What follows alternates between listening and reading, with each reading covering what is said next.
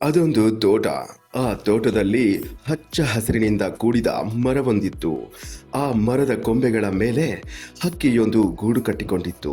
ಹಾಗೆ ಗೂಡು ಕಟ್ಟಿಕೊಂಡಿದ್ದ ಹಕ್ಕಿಯು ಒಂದು ಮುದ್ದಾದ ಮರಿಯೊಂದಕ್ಕೆ ಜನ್ಮ ನೀಡಿದೆ.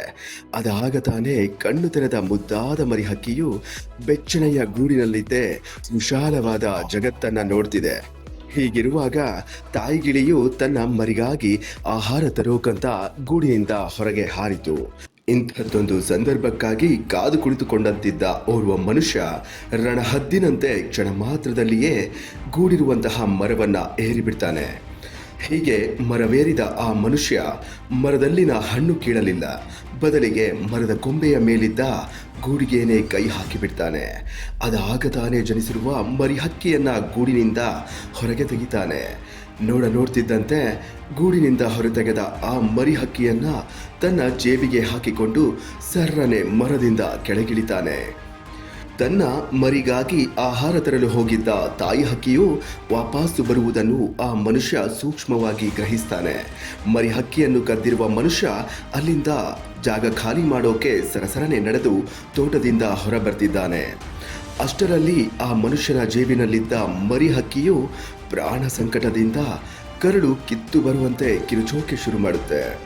ಆ ಮರಿ ಹಕ್ಕಿ ಚೀರಾಟಕ್ಕೆ ಅದೆಲ್ಲಿ ತಾಯಿ ಹಕ್ಕಿ ವಾಪಸ್ಸು ಬಂದು ತನಗೆಲ್ಲಿ ಕುಕ್ಕಿಬಿಡುತ್ತೋ ಅಂತ ಮರಿ ಹಕ್ಕಿ ಕದ್ದಂತಹ ಮನುಷ್ಯನು ಆತಂಕಗೊಳ್ತಾನೆ. ಮರಿ ಹಕ್ಕಿಯ ನಿರಂತರ ಚೀರಾಟದಿಂದ ಒಂದು ಕಡೆ ಆತಂಕಗೊಂಡಂತಿದ್ದ ಆ ಮನುಷ್ಯನು ವಿಪರೀತ ಕೋಪಗೊಂಡ್ಬಿಡ್ತಾನೆ. ಇತ್ತ ಕಡೆ ತಾಯಿ ಹಕ್ಕಿಯು ವಾಪಸ್ಸು ಗೂಡಿಗೆ ಮರಳಿತು. ಗೂಡಿನೊಳಗೆ ತನ್ನ ಮರಿಯು ಇಲ್ಲದಿರುವುದನ್ನು ಕಂಡು ಗಾಬರಿಯಾಯಿತು. ಅದಾಗ ತಾನೇ ಜನ್ಮ ನೀಡಿದ್ದ ತನ್ನ ಮರಿಯು ಕಣ್ಮರೆಯಾಗಿದ್ದು ತಾಯಿ ಹಕ್ಕಿಗೆ ಆಘಾತವನ್ನ ಉಂಟು ಮಾಡಿತ್ತು. ಅದೆಲ್ಲೋ ದೂರದಲ್ಲಿ ತನ್ನ ಮರಿಯ ಕೂಗಿನ ಶಬ್ದ ಕೇಳಿದ ತಾಯಿ ಹಕ್ಕಿಯು ಸಂಕಟದಿಂದ ಕೂಗಾಟ ನಡೆಸ್ತಲೇ ತನ್ನ ಹುಡುಕಾಟ ಶುರು ಮಾಡಿತ್ತು. ಆದರೆ ಇಷ್ಟೊತ್ತುವರೆಗೂ ಕೇಳುತ್ತಿದ್ದ ತನ್ನ ಮರಿಯ ಕೂಗಿನ ಶಬ್ದವು ಏಕಾಏಕಿ ಸ್ಥಗಿತಗೊಂಡು ಬಿಡುತ್ತೆ. ಯಾಕಂದ್ರೆ ಮರಿ ಹಕ್ಕಿಯ ವಿಪರೀತ ಚೀರಾಟದಿಂದ ತೀವ್ರ ಕೋಪಗೊಂಡಿದ್ದ ಆ ಖದೀಮ ಮನುಷ್ಯನು ನಿಷ್ಕರುಣಿಯಾಗಿ ಆ ಮರಿ ಹಕ್ಕಿಯ ಕುತ್ತಿಗೆಯನ್ನು ಮುರಿದು ಕೊಂದು ಬಿಟ್ಟಿರ್ತಾನೆ. ದೇವರು, ಧರ್ಮ, ನೀತಿಶಾಸ್ತ್ರ ಅಂತೆಲ್ಲ ಅನೇಕ ವಿಷಯಗಳ ಬಗ್ಗೆ ನೂರಾರು ಗ್ರಂಥಗಳನ್ನು ಬರೆದಿರುವ ಮನುಷ್ಯ ಒಂದು ಪುಟ್ಟ ಪಕ್ಷಿಯ ಭಾವನೆ ಅರಿಯುವಲ್ಲಿ ವಿಫಲನಾಗ್ತಾನೆ. ತನ್ನ ಮರಿಯನ್ನು ಕಳೆದುಕೊಂಡ ತಾಯಿ ಹಕ್ಕಿಯು ಗೂಡಿನಲ್ಲಿ ಅತ್ತಿತ್ತ ಓಡಾಡಿ ತನ್ನ ಮೋಹದ ಮರಿಯ ಹೆಜ್ಜೆಗಳಿಗಾಗಿ ಹುಡುಕಾಟ ಮುಂದುವರೆಸಿತು. ಒಂದೆರಡು ಹನಿ ಕಣ್ಣೀರು ಉದುರಿಸಿ ಮರದ ಮೇಲೆ ಹೋಗಿ ಮೌನವಾಗಿ ಕುಳಿತುಕೊಳ್ತು.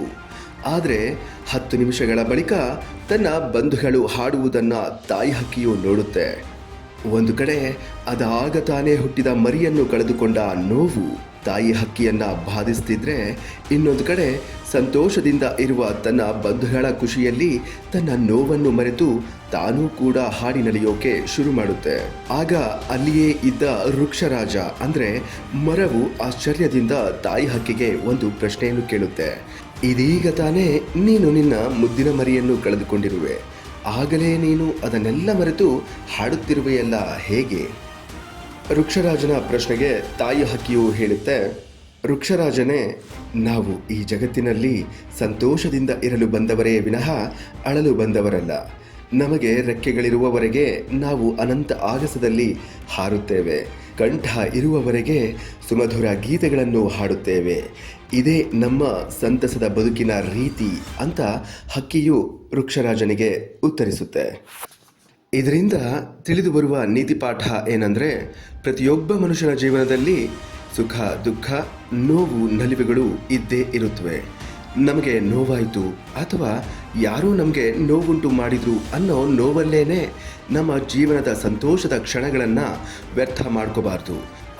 ಇನ್ನು ನಾವು ನಮ್ಮ ಜೀವನದಲ್ಲಿ ಏನನ್ನಾದರೂ ಕಳೆದುಕೊಂಡ್ರೆ, ಅಂದರೆ ಅದು ವಸ್ತುವಾಗಿರಲಿ ಅಥವಾ ವ್ಯಕ್ತಿಗಳೇ ಆಗಿರಲಿ, ಕಳೆದುಕೊಂಡಿದ್ದರ ಬಗ್ಗೆ ಚಿಂತೆ ಮಾಡ್ತಾ ಕೂರೋ ಬದಲು ಅವನ್ನೆಲ್ಲ ಕಾಲಕ್ರಮೇಣ ಮರೆತು ಜೀವನದಲ್ಲಿ ಆತ್ಮವಿಶ್ವಾಸದಿಂದ ಮುನ್ನುಗ್ಗಲೇಬೇಕು ಅನ್ನೋ ಸಂದೇಶ ಈ ಕಥೆಯದ್ದಾಗಿದೆ. ಇನ್ನು ಫೈನಲಿ ಒಂದು ಮಾತು ಹೇಳೋಕೆ ಇಚ್ಛಿಸ್ತೀನಿ. ಏನಂದ್ರೆ, ಸಾಧನೆಯ ಹಾದಿಯಲ್ಲಿ ನೋವು ನಲಿವು ಸೋಲು ಗೆಲುವು ಸಹಜ. ಆದರೆ ಅವೆಲ್ಲವನ್ನ ಸಮಚಿತ್ತದಿಂದ ಸ್ವೀಕರಿಸಿ ಸಾರ್ಥಕ ಜೀವನಕ್ಕಾಗಿ ಹೋರಾಟ ನಡೆಸೋನೇ ನಿಜವಾದ ಮನುಷ್ಯ. ನನ್ನ ಈ ಕತೆ ನಿಮಗೆ ಇಷ್ಟವಾಗಿದ್ರೆ ದಯವಿಟ್ಟು ಈ ಸ್ಟೋರಿನ ನಿಮ್ಮ ಫ್ರೆಂಡ್ಸ್ಗಳಿಗೆ ಶೇರ್ ಮಾಡಿ.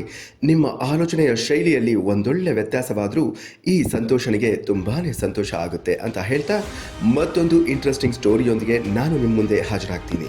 ಇನ್ನು ಯಾರೆಲ್ಲ ನಮ್ಮ ಚಾನಲ್ಗೆ ಸಬ್ಸ್ಕ್ರೈಬ್ ಆಗಿಲ್ವೋ ಅವರೆಲ್ಲ ಸಬ್ಸ್ಕ್ರೈಬ್ ಮಾಡ್ಕೊಳ್ಳಿ. ಬೆಲ್ ಐಕಾನ್ ಮೇಲೆ ಕ್ಲಿಕ್ ಮಾಡಿ. ಮುಂಬರುವ ಎಲ್ಲ ಇಂಟ್ರೆಸ್ಟಿಂಗ್ ಸ್ಟೋರಿಗಳ ನೋಟಿಫಿಕೇಶನ್ನ ಪಡೆಯೋಕೆ ಆಲ್ ನೋಟಿಫಿಕೇಶನ್ನ ಎನೇಬಲ್ ಮಾಡ್ಕೊಳ್ಳಿ. ನಮಸ್ಕಾರ.